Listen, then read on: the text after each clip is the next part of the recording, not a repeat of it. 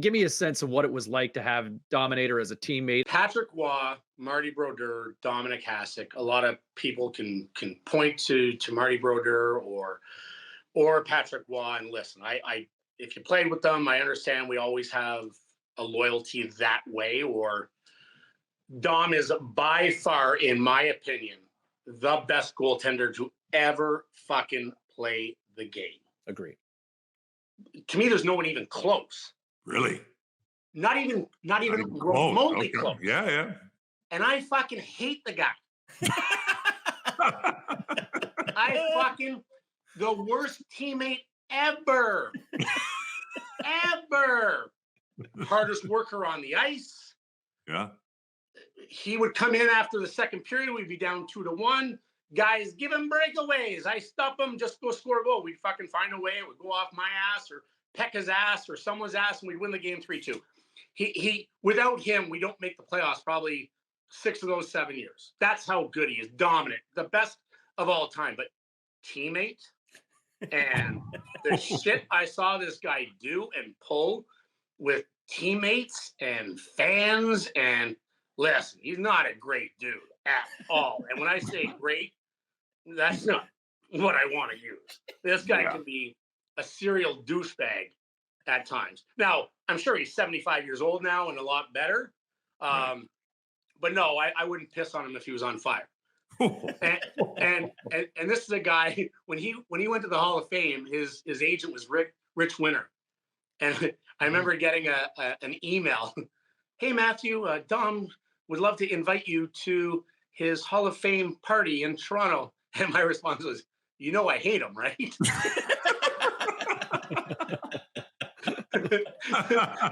Like, you know, I hate the fucking dude. I was paid a $50,000 bonus because I threatened him in Sports Illustrated that I was going to run him over in training camp. Like our team president, Doug Moss, came down and said, hey, Matthew, you can't do that. He's the best. The guy said, I know he's the best in the world, but he's a douchebag. And what he's doing to Ted Nolan is not right. And he's like, hey, how about, you didn't get that bonus for 50 points because you were out the last 6 games.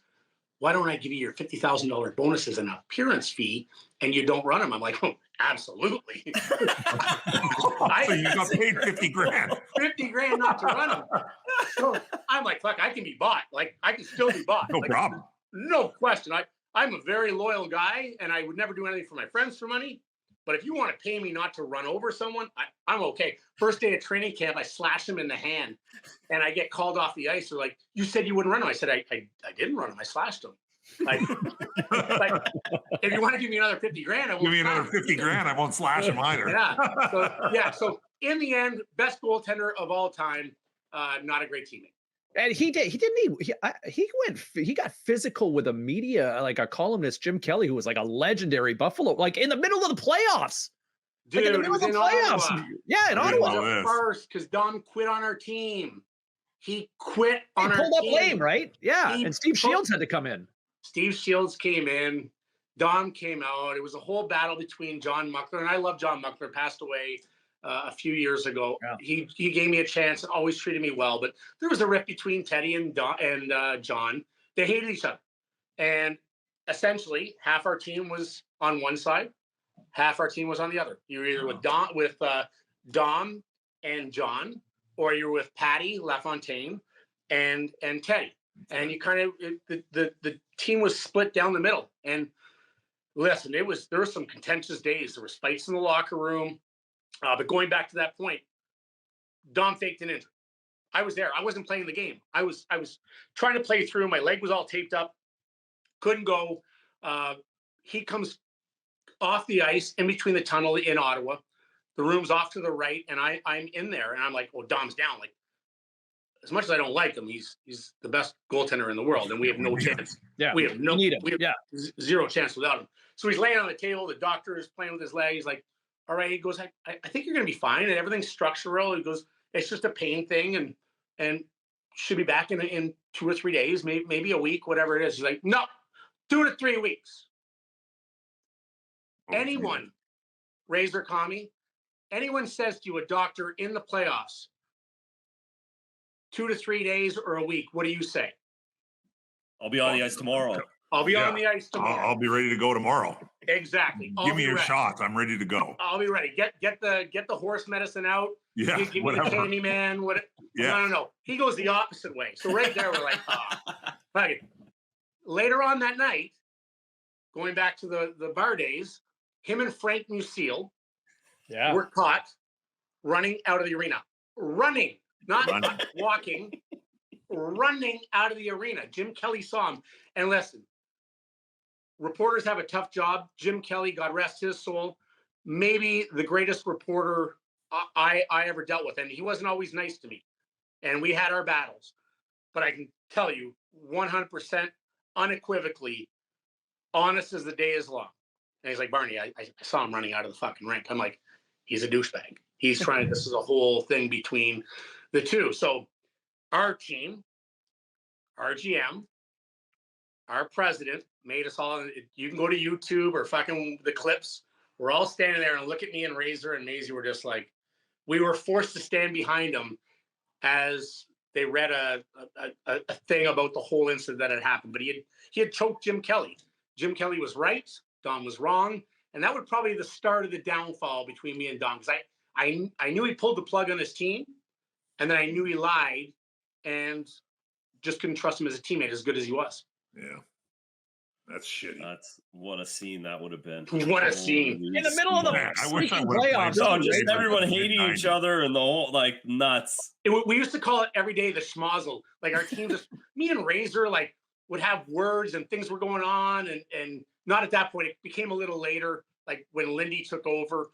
But that whole fucking team was like, we on the ice, we were a fucking unit. Yeah. Off the ice, we were kind of divided. to say it mildly. So Barney, like a more combustible version of the Rangers, then. Yes. Yeah. Guys with the Rangers had too much money to care about hockey. Yeah. Game 7 before Ottawa, and we end up winning. Derek Plant scores in overtime. Yeah. We're having a team meeting the day of.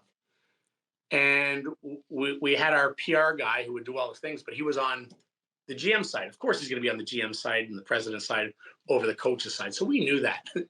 And Teddy Nolan saw that he was in our team meeting. And he goes, time out. He goes, you fucking rat. Get the fuck out of our room. Oh, Jesus. And we all looked around and he stood up and he left. That's before game 7. Calling our PR guy a rat and to kick him out of the room. Oh, man. That's nuts. Yeah. Wow. Yeah. I've said it on stage before. I mean, if there's any team that I wish I would have been in Buffalo in the mid-90s. That would have been a hell of a time. What a riot. Hey, to add Every you day is just what's going on now. to add Big Red to the mix would have been just a debacle. We played hard, we partied hard, but man, we had some personalities, and then we had some weasels behind the scenes, like some players that were weasels behind the scenes. And trust me, sometimes like the threats on guys, like they didn't shut their mouth, like right in the room. Like, I'm literally going to take my skate and slit your throat. Like it was not good. Not good. Oh, man. That's fucking crazy.